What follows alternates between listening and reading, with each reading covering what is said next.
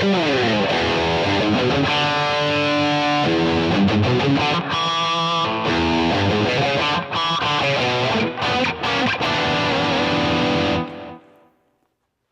again. Today I'm here to ask a question that I think I asked before and has been asked many times. Is it worth it to mod a cheap guitar, or should you just buy a better guitar? And the answer is most definitely maybe. I've got a couple examples for you here. Okay, example one, not the one I'm playing. This was worth it. This guitar here, this, you may remember, was $149 Black Friday that people had all kinds of issues with, that started out trying to be a $380 guitar, and it just wasn't, okay? So $149. I threw $40 worth of Goto tuning machines on it, put in a $15 push-in trim bar, three $7 DiMarzio branded CTS pots, $15 trim stop. I did have to buy some Geiger knobs to fit those CTS pots. Long story short, $250, and I got something that really, really plays well. Comparable to this one that I'm playing here. Set that back down for a second. Okay, so that's the one that I definitely would say it was worth modding it versus buying something, because I couldn't have touched how good this is now for $250. I know it's just a bunch of pulling it out your anal orifice, but if I was to guess, I'd say you probably have to pay $600 or $700 to get something even close to how that performs. Didn't mention the things that came on. It's got Floyd Rose Special. Kramer pickups that came on it are okay. Nothing special. They're okay. But I'm very happy with it. This, on the other hand, from the same series, only this one's the Striker.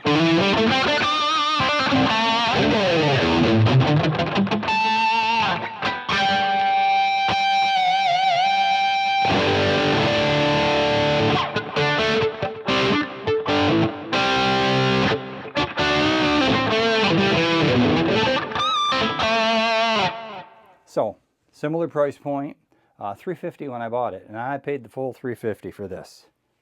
And I don't know that these ever got put on sale.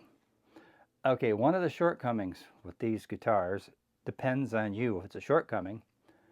For a lot of people is, if you're a shredder, it probably is a very small fret wire. This neck is a little rounder and bigger than that one. The small fret wire felt horrible. That one, it feels great on it. That neck feels great. I don't notice that it's got a small fret wire. This felt out of place. But that's down the road. Let me take you on the journey of this guitar. So $350 I paid for it when it was new. The pots in it were total crap. Had to replace them. So there's, you know, 7 and 7, $14 there. PC board switch, had to replace that. There goes another $13, put a Fender switch in it.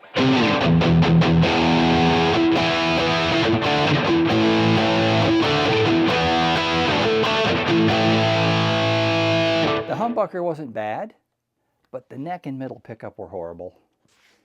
I replaced the whole set of pickups. They're not expensive pickups, they're Guitar Fetish. 35, 25, 25, so $85 worth of pickups, okay? This is Floyd Rose Special again that came in it.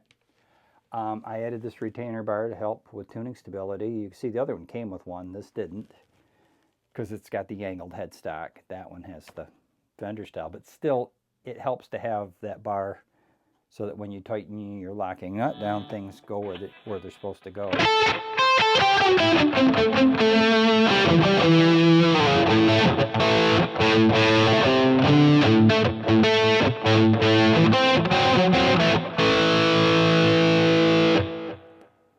So I did that to it. I had to put new tuners on this too, because the tuners that came on both of them were the same pieces of garbage. I put a set of Gotos on this, you know, 35, 40 bucks again there.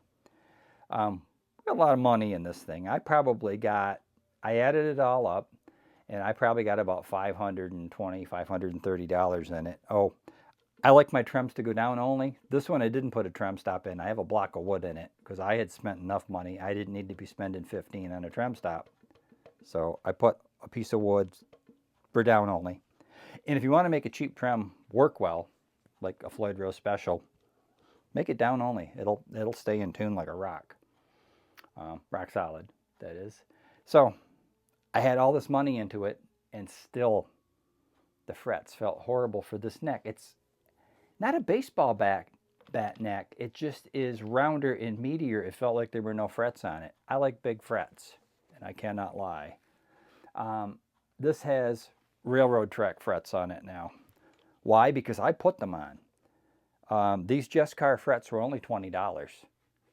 But, gee, is it easy to change out a set of frets? No, you need some tools, you need some practice, you need some skill. And I read that a luthier could knock out, 2, 3, 4 refrets a day. A beginner, it takes you 8 hours to do one, I'm here to tell you. It came out really good. I love this thing. Now that I've done everything to it, it's great. It's a really, really, really cool guitar.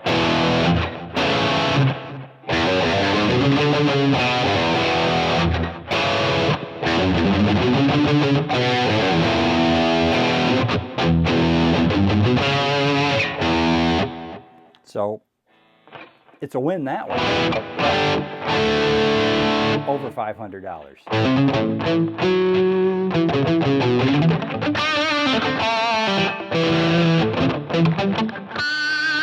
In case you're curious what these are railed humbuckers in the single coil spots.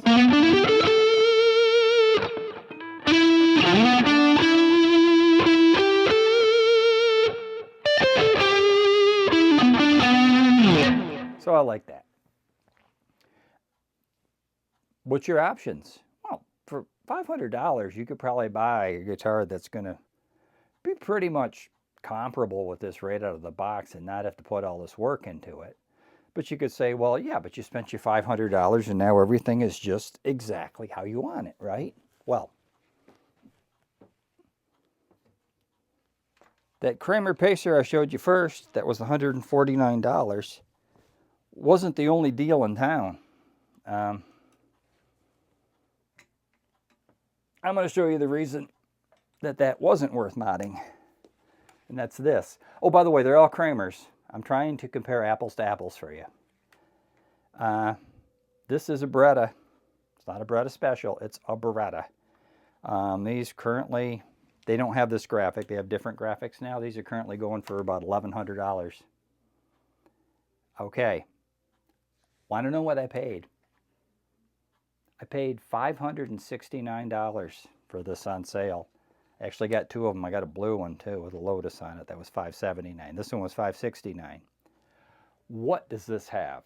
This has tuners that work great to begin with. This has the retainer bar. The Floyd Rose on this is not a Floyd Rose Special. It is a Floyd Rose 1000. Came with a trim stop installed, an EVHD tuner installed. It is a Seymour Duncan JB pickup, and obviously a quality pot. And the frets are almost as big as what I put on that striker. They're huge. Prior to me buying those giant Just Car frets for that striker, these are the biggest frets on any guitar I own. And $569 because I shopped a sale, and it came with a gig bag. And I'm not talking a dust cover. It came with a good Kramer gig bag. So that really makes that striker not worth me doing. Although I love it now that I got it done. It's got me in it. It's part of me. And it's cool. But it was not a financially sound decision. This is what you call a financially sound decision if this is the kind of guitar you like. Oh, by the way, this has the tools on the back of the headstock too. The Pacer does. The striker doesn't even have those. So, yeah. The Those other two guitars, by the way, China, this is Indonesia, in case that matters to you. So, moral of the story is you can buy cheap and fix it up, but where I have won the biggest with any guitars I bought is shopping a sale. You gotta be patient. You can't be fussy.